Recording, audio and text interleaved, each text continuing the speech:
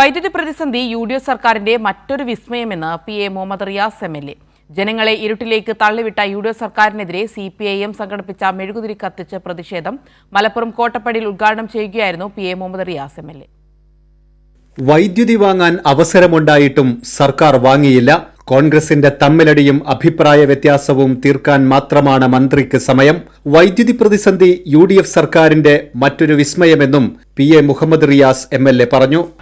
കോൺഗ്രസിലെ തമ്മിലടി തീർക്കാൻ കെ.എസ്.യു സംസ്ഥാന പ്രസിഡന്റും മുഖ്യമന്ത്രിയും തമ്മിലുള്ള പ്രശ്നം തീർക്കാനൊക്കെയാണ് ഒരു ദിവസത്തെ പരമാവധി സമയം വൈദ്യുതി വകുപ്പ് മന്ത്രി ഉപയോഗപ്പെടുത്തുന്നത്.